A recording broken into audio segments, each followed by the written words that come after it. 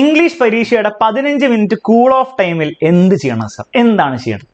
First ഞാൻ എന്ത് ചെയ്യാൻ പാടില്ല എന്ന് പറഞ്ഞുതരാം. പരീക്ഷ പേപ്പർ കിട്ടി, കൂൾ ഓഫ് ടൈമിൽ എനിക്ക് കൂൾ ഓഫ് ടൈം ഒന്നും വേണ്ട. ചിലവരുണ്ടാവും അല്ലേ, എനിക്ക് കൂൾ ഓഫ് ടൈം ഒന്നും വേണ്ട, ഞാൻ ഭയങ്കര അടിപൊളിയാണ്, ഞാൻ ഇങ്ങനെ അങ്ങോട്ട് നോക്കി ഇങ്ങോട്ട് നോക്കി എൻ്റെ ഫ്രണ്ട് തമ്മിൽ ഇങ്ങനെ കാണിക്കും. മണ്ടത്തരം. ഒരു സംശയമില്ല, മണ്ടത്തരം. കാരണം 2.5 മണിക്കൂറാണ് English paper. 15 minute cool off time കിട്ടുകയെന്ന് പറഞ്ഞാൽ നിങ്ങൾക്ക് ആ 2.5 മണിക്കൂർ 2.75 മണിക്കൂറാക്കി കിട്ടുകയാണ്. അത് വളരെ വലിയൊരു അഡ്വാൻറ്റേജ് ആയിരിക്കും. അപ്പൊ എന്തായാലും കൂൾ ഓഫ് ടൈം പ്രൊഡക്റ്റീവായിട്ട് യൂസ് ചെയ്തേ പറ്റുള്ളൂ, അല്ലെ നിങ്ങൾ മണ്ടത്തരം കാണിക്കുകയാണ്. ഓക്കെ എന്ന് പറഞ്ഞ് നമുക്ക് സ്റ്റാർട്ട് ചെയ്യാം. ഇനിയിപ്പോൾ കൂൾ ഓഫ് ടൈം എങ്ങനെയാണ് ഉപയോഗിക്കേണ്ടത്? കൂൾ ഓഫ് ടൈമിൽ പേപ്പർ കിട്ടിക്കഴിഞ്ഞാൽ ആദ്യം നിങ്ങൾക്ക് എല്ലാവർക്കും ചെയ്യാൻ പറ്റുന്ന ഒരു ബേസിക് കാര്യം, പേപ്പർ ഒന്ന് ജസ്റ്റ് ഒന്ന് മറച്ചു നോക്കാം. ഓക്കെ, ഇന്ന ക്വസ്റ്റ്യൻസ് ഇവിടെയുണ്ട്, മറ്റേ ക്വസ്റ്റ്യൻസ് ഇവിടെയുണ്ട്. ഓക്കെ, പോയമാണ് ജസ്റ്റ് ഒരു ഐഡിയ ഉണ്ടാക്കാൻ വേണ്ടിയിട്ട്. ഓക്കെ, ഇവിടെ എന്തോ റൈറ്റിംഗ് നരേറ്റീവ് കിടപ്പുണ്ട് ഇവിടെ. ഓക്കെ, ഇത് ഇവിടെ കിടപ്പുണ്ട്, 1 ക്വസ്റ്റ്യൻ ഒക്കെയാണ്. ഇതെന്താ സാധനം? ആ ഒരു റീഡിങ് പാസേജ് ആണ്. ഓക്കെ, പിന്നെ വേറെ എന്താണ്? ചോദ്യങ്ങൾ കിടപ്പുണ്ട്. Okay, ready.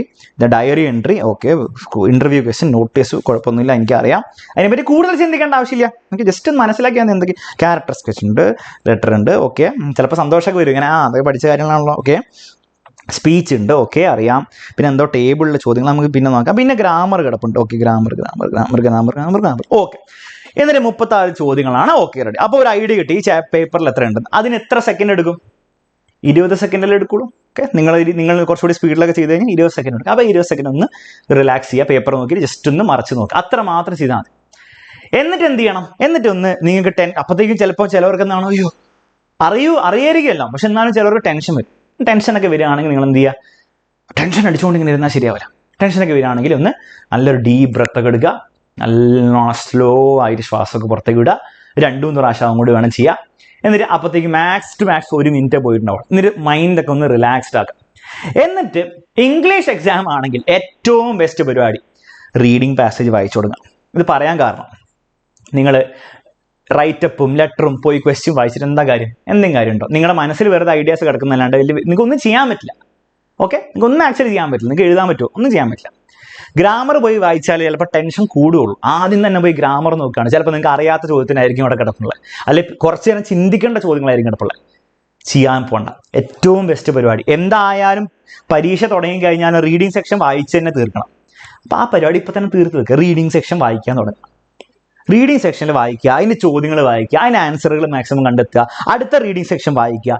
ആ 15 മിനിറ്റിൽ ആ റീഡിങ് സെക്ഷൻ അങ്ങോട്ട് തീർക്കുക. അതിൻ്റെ ഉത്തരങ്ങളും എളുപ്പമുള്ള ഉത്തരങ്ങൾ അപ്പം തന്നെ കണ്ടുവെത്തുക. ടഫായിട്ടുള്ള ഉത്തരങ്ങൾ കുറെ ആലോചിച്ച് കണ്ടുപിടിക്കണം. അതങ്ങ് അവസാനം ചെയ്യാം, അല്ലെങ്കിൽ പരീക്ഷ തുടങ്ങി കഴിഞ്ഞാൽ നമുക്ക് ആലോചിക്കാം. പക്ഷെ എളുപ്പമുള്ള ചോദ്യങ്ങളൊക്കെ നിങ്ങൾ കണ്ടെത്തുക. ഇന്ന ചോദ്യത്തിന്റെ ഉത്തരം, what did Martha hear when she reaches near her classroom door? എന്തായിരിക്കും കേട്ടുള്ളത്?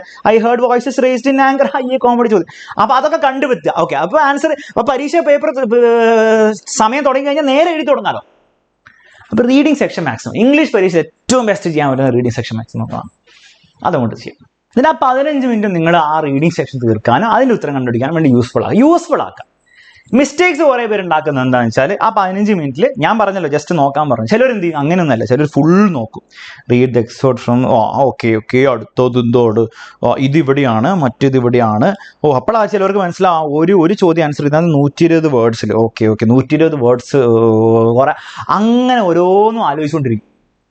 എന്നിട്ട് ആ 15 മിനിറ്റ് ക്വസ്റ്റ്യൻ പേപ്പർ വായിക്കാനായിരിക്കും സമയം പോകും. ഒരു കാര്യം ഉണ്ടാകാൻ പോകുന്നില്ല. എന്ത് ഗുണമാണ് നിങ്ങൾക്ക് ഉണ്ടാകാൻ പോകുന്നത്? അതിന് പകരം നിങ്ങൾ ചെയ്യേണ്ടത്, നിങ്ങളുടെ ഈ വർഷം എഴുതാൻ പോകുന്ന പരീക്ഷാ പേപ്പറിന്റെ മോഡൽ പരീക്ഷ ഓൾറെഡി വന്നിട്ടുണ്ട്, അതൊന്ന് വായിച്ച് പഠിക്കുക. അതായത് ക്വസ്റ്റ്യൻസ് വായിച്ച് പഠിക്കാനല്ല, അതിന്റെ സെക്ഷൻസ് എവിടെയാണ്, എന്തൊക്കെ കാര്യങ്ങളാണ് വന്നിരിക്കുന്നത്, അതിന്റെ ഒരു സ്ട്രക്ചർ, ക്വസ്റ്റ്യൻ പേപ്പറിന്റെ സ്ട്രക്ചർ നിങ്ങളൊന്നീ മനസ്സിലാക്കുക. അതിപ്പോൾ തന്നെ മനസ്സിലാക്കി കഴിഞ്ഞാൽ നാളത്തെ പരീക്ഷ പോയി കൂൾ ഓഫ് ടൈമിൽ മനസ്സിലാക്കേണ്ട എല്ലാ ആവശ്യമുണ്ടോ? ഒരു ആവശ്യമില്ല. ജസ്റ്റ് കൂൾ ഓഫ് ടൈമിൽ നോക്കിയാൽ മതിയോ ഇന്ന. അപ്പോൾ ക്വസ്റ്റ്യൻ പേപ്പർ പാറ്റേൺ ആയിട്ട് ഒന്ന് നിങ്ങൾ ഫെമിലിയറൈസ് ചെയ്യുക. അത് ചെയ്താൽ പിന്നെ നിങ്ങളിങ്ങനെ വായിച്ചു നോക്കേണ്ട ഒരു ആവശ്യം ഉണ്ടാവില്ല. പിന്നെ എന്താണ്, ഓരോന്ന് വായിക്കുമ്പോഴും ക്ലിയർ ആക്കി പോവാ. എന്താണ് ഇതിൽ, എന്താണ് ആൻസർ ഇനി 1, അത് മാത്രം മതി. അത് വായിക്കുമ്പോൾ നോക്കിയാൽ പോരെ, എന്തിനാ ആദ്യം തന്നെ നോക്കി വെക്കേണ്ട ഒരു ആവശ്യം? ആ സമയം യൂസ് ചെയ്ത് റീഡിങ് പാസേജ് തീർക്കാം. ചുരുക്കത്തിൽ പറഞ്ഞാൽ ആ 15 മിനിറ്റിൽ റീഡിങ് പാസേജ് എത്രത്തോളം ഉണ്ടോ, ഒന്നാണ്, ഒന്ന് ഇവിടെ വേറെ ഒരെണ്ണമുണ്ട്, പിന്നെ ഒരെണ്ണം കൊണ്ട് 3 എണ്ണം ഉണ്ട്. 3 എണ്ണം തീർക്കാൻ അവരാണ് 3 എണ്ണം തീർക്കുക. ആ 15 മിനിറ്റ് നിങ്ങൾക്ക് ഏറ്റവും പ്രൊഡക്റ്റീവായിട്ട് ഇതിനേക്കാളും നല്ല രീതിയിൽ യൂസ്ഫുൾ ആക്കാൻ പറ്റില്ല എന്ന് പറഞ്ഞുകൊണ്ട് വീഡിയോ എന്ത് ചെയ്യാണ്. അപ്പം കൂൾ ഓഫ് ടൈം എന്തായാലും യൂസ് ചെയ്തിരിക്കണം. ഒരു കാരണവശാലും കൂൾ ഓഫ് ടൈമിൽ നിങ്ങൾ വളരെ കൂളായി ഇരിക്കരുത്. റിലാക്സ് ചെയ്യണം തീർച്ചയായിട്ടും. ടെൻഷനൊക്കെ വന്നു കഴിഞ്ഞാൽ ബ്രീത്തൊക്കെ ചെയ്ത് റിലാക്സ് ചെയ്യുക. എന്നിട്ട് നിങ്ങൾ സമാധാനമായിട്ട് റീഡിംഗ് പാസേജ് വായിക്കുക, അതിന് ആൻസർ കണ്ടുപിടിച്ച് റെഡി ആയിരിക്കുക. പരീക്ഷ തുടങ്ങുമ്പോൾ അതിൻ്റെ ആൻസർ എഴുതി തുടങ്ങും. ക്ലിയർ ആണല്ലോ? ശരി. ഇനി പരീക്ഷയുടെ ടൈം മാനേജ്മെൻറ്റിൻ്റെ വീഡിയോ ഒക്കെ നമ്മൾ ഓൾറെഡി ചെയ്തിട്ടുണ്ട്, പ്ലേലിസ്റ്റിൽ ഓൾറെഡി വന്നിട്ടുണ്ടാവും. നോക്കുക, പ്ലേലിസ്റ്റ് നമ്മുടെ ഈ ചാനലിലെ പ്ലേലിസ്റ്റിൽ ഇംഗ്ലീഷിൻ്റെ പ്ലേലിസ്റ്റിൽ ഓൾറെഡി വന്നിട്ടുണ്ടാവും. അത് കണ്ടില്ലേ, അത് പോയി കാണാം. അപ്പോൾ ടൈം മാനേജ്മെൻറ്റ് പരീക്ഷ തുടങ്ങി കഴിഞ്ഞിട്ട് എങ്ങനെ ടൈം മാനേജ് ചെയ്യാന്നുള്ള കാര്യമൊക്കെ അതിൽ പറയുന്നുണ്ട്. അത് തീർച്ചയായും കാണാം, വളരെ യൂസ്ഫുൾ ആയിരിക്കും.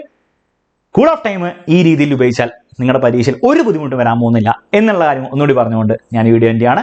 മക്കളെ, നമ്മുടെ യൂട്യൂബ് ചാനലിൽ, ഈ ചാനലിൽ എല്ലാ ദിവസവും വൈകുന്നേരം 7:30 ലൈവ് ഉണ്ടാവും. ആ ലൈവ് ഒന്നും മിസ് ചെയ്യരുത്.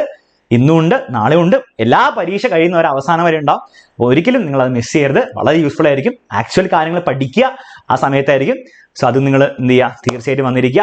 പിന്നെ ഓൾസോ നിങ്ങൾ ഈ വീഡിയോ ഒക്കെ യൂസ്ഫുൾ ആണെങ്കിൽ നിങ്ങളുടെ ഫ്രണ്ട്സിനൊക്കെ ഷെയർ ചെയ്ത് കൊടുക്കുക, വാട്സപ്പിലൊക്കെ സ്റ്റേറ്റസ് വെക്കുക. കാരണം കുറേ പേര് പേടിച്ചിരിക്കുന്ന ഒരു കാര്യമാണ് ഈ കൂൾ ഓഫ് ടൈം എങ്ങനെ ഉപയോഗിക്കണം എന്നുള്ള കാര്യം. അപ്പോൾ അതൊക്കെ തീർച്ചയായിട്ടും നിങ്ങൾ നിങ്ങളുടെ ഫ്രണ്ട്സിനൊക്കെ ഷെയർ ചെയ്ത് കൊടുക്കുക. അത് മാത്രമേ നിങ്ങൾ ചെയ്യേണ്ടതുള്ളൂ. മറ്റൊരു വീഡിയോയിൽ വീണ്ടും കാണാം. അതുവരെ അടിപൊളിയായിട്ട് പഠിച്ചുകൊണ്ടിരിക്കുക. All the best for your exam.